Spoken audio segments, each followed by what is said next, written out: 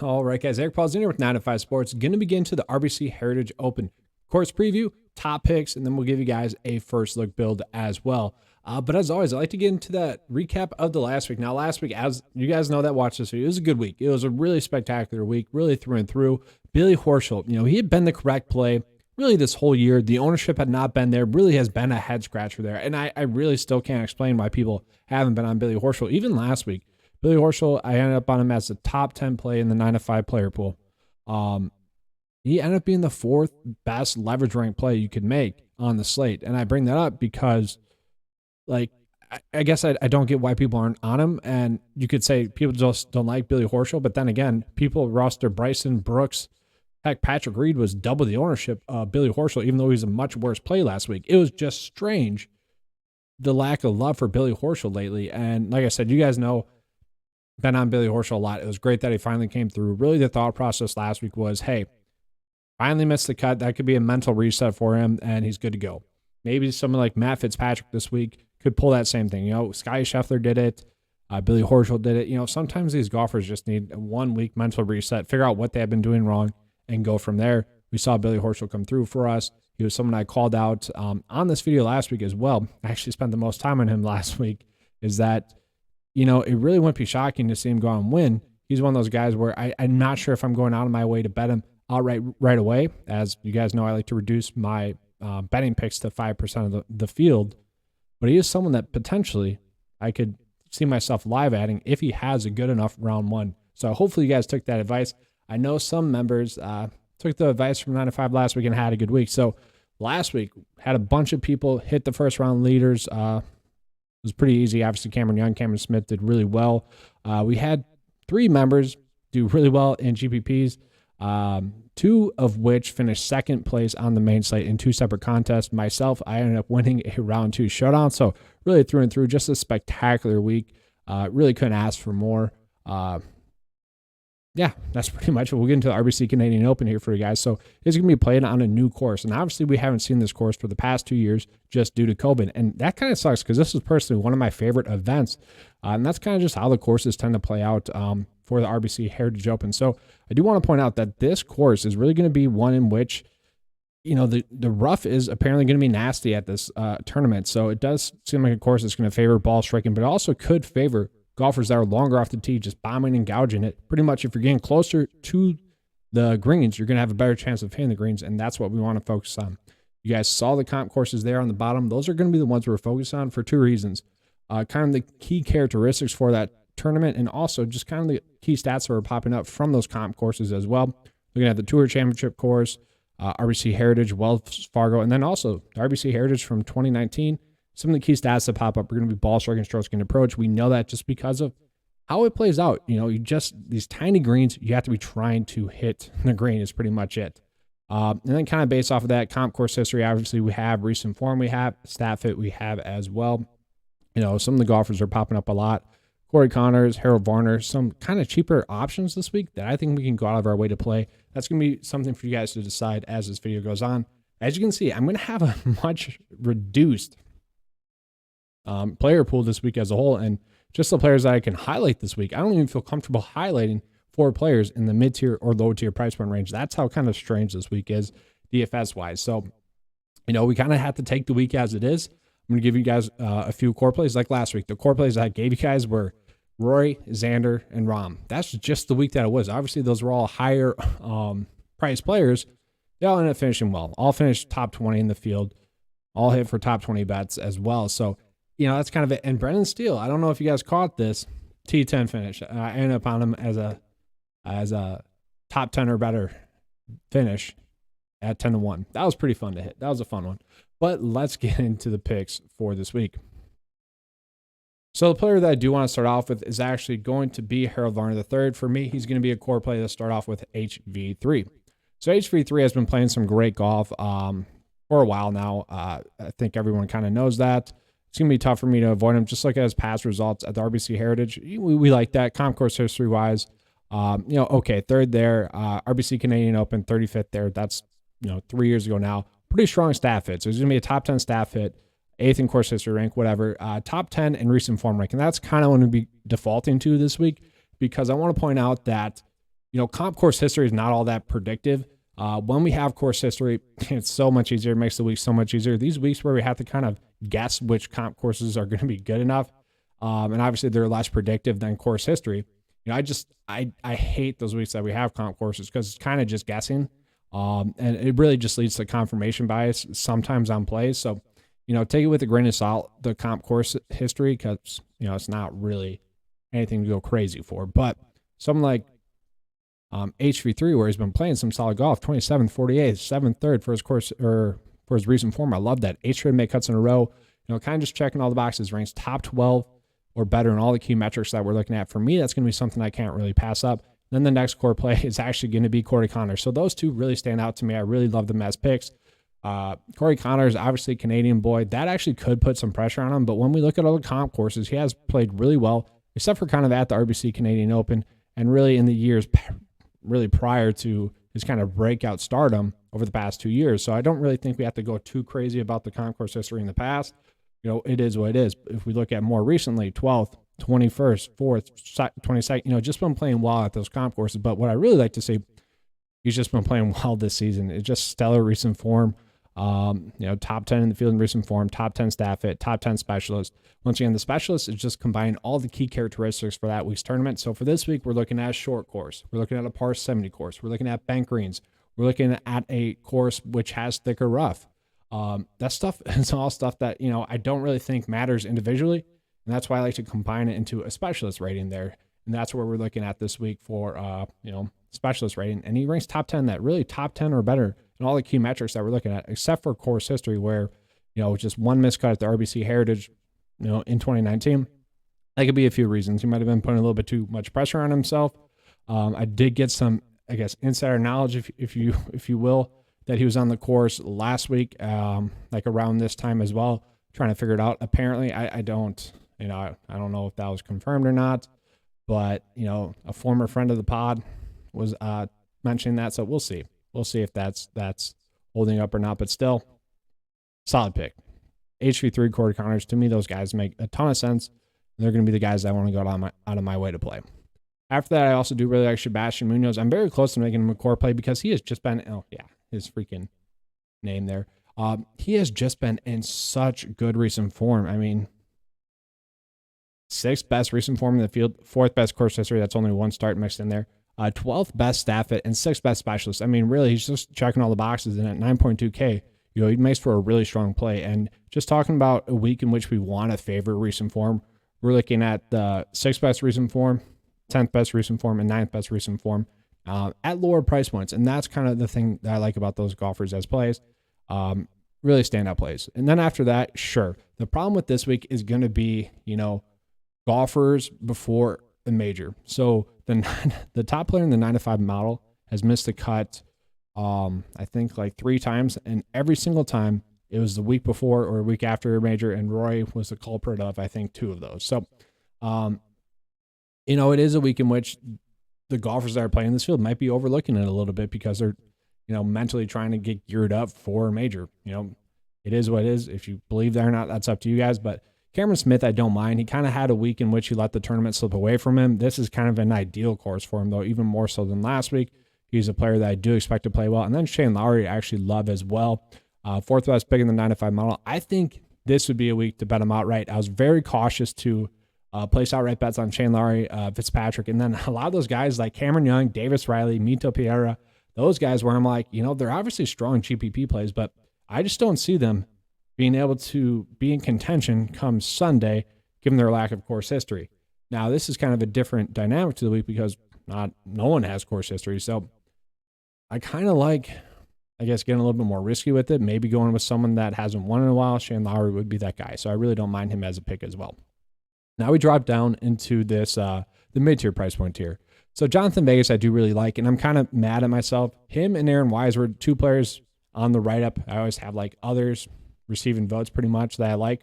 I tend to try to trim down my player pool as much as possible. The 2 players I left off, Jonathan Vegas and Aaron Wise. Some of them 9-to-5 members that had strong GPP weeks, I think had both of them in their, in their builds. So Jonathan Vegas, though, he has been someone that has been, kind of a strong play for a while. Maybe not at 8.5K, but a decent play. We saw him have a strong mix of good form in there, then kind of struggled, I guess. PGA Championship, missed the cut. Really wasn't expecting him to make the cut there. You can look, comp course history-wise, has not missed the cut. We like to see that from him. I see him more as a GPP play, but he is someone that has played well in Canada in the past. I remember the epic playoff between him and Charlie Hoffman. It was one of my better DFS weeks, actually, and Vegas ended up winning. So fun stuff there. He's obviously someone that has played well over here. Mackenzie Hughes, you could play. I don't mind him, but the next core play for me is going to be CT Pan. So CT Pan I really do like as a play as well. Comp course history-wise has done really well here as well, or not here, but comp course history-wise has done pretty well. We can see some strong finishes mixed in there, 15th, 18th, first place finish at the RBC Heritage. And he's just been in strong recent form. I mean, top 12 in recent form rank, top 15 stat fit, not the best specialist. I guess that'd be the worry.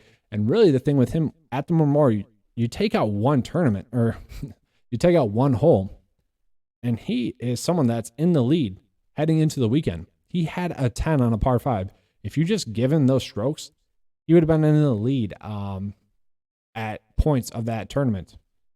You obviously you can't take away that mistake, but at the same time, it's like that's a mistake that's typically not going to happen. So CT Pan, I absolutely love at this price point, 8.1. That's a really strong price point for him as well. For someone that does rank out as someone that should make the cut, clearly he's pretty mispriced. I always talk about players being the correct plays at their price point. To me, just kind of coming in, checking all the boxes that CT Pan is. He's the correct play at his price point, and I see no reason to fade him. I also do really like him as an outright bet as well. Going a little bit lower, we're going to get into the low tier price point here, and this is where it gets difficult because there's no one that I really love. You got the Canadian boy, Nick Taylor, you could roll with. Pat Perez ranking out really well in the 9-5 mile, top 20 in the 9-5 mile. I don't mind that. JJ Spawn ranking out top 20 in the 9-5 mile. I don't mind that as well, but none of those guys are really catching my eye too much. Tyler Duncan is someone I want to point out, just his specialist rating, 23rd in that. And I want to point that out because he is someone that really does tend to play much better on shorter tracks. And he just doesn't do well on the long tracks. So if you kind of separate those two, much better on shorter tracks. And he is someone that has been playing, I guess, quality golf the whole season. I do expect him to make the cut here. And that's really what you're trying to aim for after that 8K price point here. Just trying to target some golfers that you think are going to make the cut. To me, Tyler Duncan is going to be someone that I think is going to make the cut. We can see, pretty close to having, pretty good recent form as a whole. Not a terrible play, not someone I'm going crazy with, not someone that I love. If we want to go lower, Roy Sabatini's okay. No one that I love. I don't mind Peter Malnati, don't mind Scott Pierce, but I do like Adam Schenk. Adam Schenk has been playing some pretty quality golf. He did just make the cut at the U.S., or he did just qualify for the U.S. Open, so pretty sweet there. Just, quality golf. His missed cuts haven't been bad missed cuts, which is something I kind of always like to look for in these. This isn't a secondary event, but it kind of feels like a secondary event. So as a value play, I do expect someone like Adam Schenk to make the cut. And I think, just looking at him in that sense, he would be someone that I do want to go out of my way to play, just because I do think he is someone that should make the cut this week. Do want to point out JT Poston as well, a 3rd and 9th for comp course history. Obviously, he's played really well at those comp courses. If we want to go further back, we also do see some, good finishes mixed in there as well. Obviously, that's the RBC Heritage, and that's kind of the problem with looking at different comp courses, is he might just favor the RBC Heritage. That could be the reason there. Kind of been okay recent form, I guess. I do expect him to, make the cut this week, and he is someone that could pop, could really play well this week at this tournament. 7.2, I do think that's going to be, worth looking at a little bit. Don't go crazy with it. Don't fall in love with it. I don't really think we need to fall in love with any of these plays down here. Like Pat Perez, I'll touch on a little bit more. 5 straight make cuts in a row. That's really what we're going for with him. Top 21 in recent form, right? That's something I do like to see. It's just nothing that I want to go crazy with. All right, now get into the low tier. Someone like Sean O'Hare casually catching my eye. I don't think we need to play him. Wyndham Clark is someone I fully expect to make the cut. The day is kind of telling us that as well. 48th pick in the 9-5 model at 6.9. That's good enough. We'll take that from him. And then I do want to point out David Lingworth as well. 2 straight make cuts on the PGA Tour. He's been playing all right. 3 out of 4. Had a good finish at the comp course. Ranks out as someone that should be right around a made cut as well. Just a decent play, not someone I want to go crazy with. And then really from there, I guess Scott Brown. Scott Brown, to me, he shouldn't be priced this low. He should be probably $600 more expensive. Is it going to make the cut? We kind of think it's going to be close. 69th pick in the 95 mile. Obviously 265 and ties make the cut. That's kind of suggesting they'll be right on the cut line. For a value play at 6.3, really all you want is for him to make the cut. And I think he gives us a good enough chance to do that. So, that's kind of going to be the approach I'm going with this week. So let's try to fit in those core plays. Once again, the core plays were Sebastian Munoz, Harold Varner, Corey Connors, and then CT Pan. Let's try to fit those guys into a build. And then we'll begin out of here for you guys. Honestly, I'm kind of wore out from last week. Last week was just like a fun, exciting week. Just cheering for everyone to do well, and obviously winning a Showdown GPP myself. That was fun. And then Billy Horschel winning. I still don't get the lack of hype on YouTube, Twitter, and stuff for Billy Horschel winning, or just lately. It's just weird. It's just weird, guys. I don't get the lack of hype for him. Well, that's some strange projected make cuts for those guys out there. Get that figured out. Let's go. Harold Varner, Sebastian Munoz, Corey Connors. Getting those guys in there. CT Pan. Let's see if we can even make this work. Let's go with someone like Adam Schenk, who I liked. We'll get Adam Schenk in there. 6.9 he was.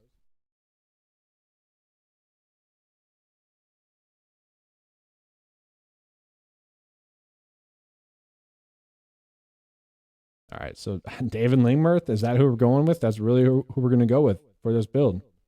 I don't love it, but at the same time, I don't hate it. I mean, it's okay. Obviously, if one of the top end guys misses the cut, we're kind of screwed. But I think we're going to get make cut out of Adam Schenk. I love CT Pan this week. I think he makes for a great outright bet. Same as Corey Connors. I think he makes a great outright bet. Sebastian Munoz, I love as an outright bet as well. HV3, we'll see. I don't know. I think he's a decent outright bet. I don't know if I can pull the trigger on him just yet as an outright bet. And then David Lingworth, try to get lucky for a make cut. Obviously, we're scheduling in a miscut there. He really hurts a 6 for 6% chance, 71% chance to get 6 for 6 across the cut line. Average model rank 21st. Recent form rank, though, I really like 15th in that. Stat fit could be better. Course history could be better, but a decent pick or a decent lineup overall. All right, guys, it was a much faster video this week because there wasn't that much to touch on. It's RBC Canadian Open. We don't have too much on it. And honestly, guys, like I said, I'm a little bit wore out from last week a little bit. Just a fun week last week. We've got the U.S. Open coming up as well. I will still be doing the ownership leverage and the betting picks show for you guys. I think that is really helpful to really break down how dumb the chalk this year has been the least predictive. So the players that are the highest owned have been the least predictive, which should kind of make sense because it's about finding value. But at the same time, it's kind of crazy. Like the ownership leverage tool has been one of the more predictive tools. So it's just kind of weird that there's that very different breakdown there. And if you guys follow me on Twitter, I've been putting out a bad chalk build, which hasn't been getting any love on Twitter. And I don't really know why. I think it's because I'm telling people, hey, these golfers that you love, I'm putting them into a build together, and it's not going to cash because it hasn't cashed, or it's only cashed 1 out of 6 times. So it's a good practice, I think. Like, hey, let's figure out which players we can put into a build that makes like the worst chalky build possible. And then on the flip side, I might start doing an all ownership leverage build. And last week I did with Bryson and Harris English. They were obviously injured, and obviously they were popping up because their long-term data suggested that they were good plays. There wasn't really any reason to play them at all really last week, but that was just an ownership leverage thing. I was trying to make it take the human element out of it as much as possible, and that's why they're in that. But Billy Horschel was in that. Patrick Cantlay was in that because they were, Patrick Cantlay was like, I think, second best ownership leverage, and Billy Horschel was fifth. So I do think that's a good tool to look at as well as all the tools. So if you guys do want to join 95 Nation and get access to those tools, $10 a month, best value in PGA DFS. Like I said, we had 2 members finish second in 2 separate GPPs, which is also very painful. I was cheering for them to win. That'd have been fun. That'd have been fun. But good week last week. Let's hope we can carry it into another week this week. Honestly, the RBC Heritage has been one of my favorite DFS events. But it kind of sucks this week because we don't have any course history. And then next week we have the U.S. Open, so we're going to be ready to go. All right, that's all I have for you guys this week. If you enjoyed this video, please give me a like and subscribe. And as always, let's keep cashing.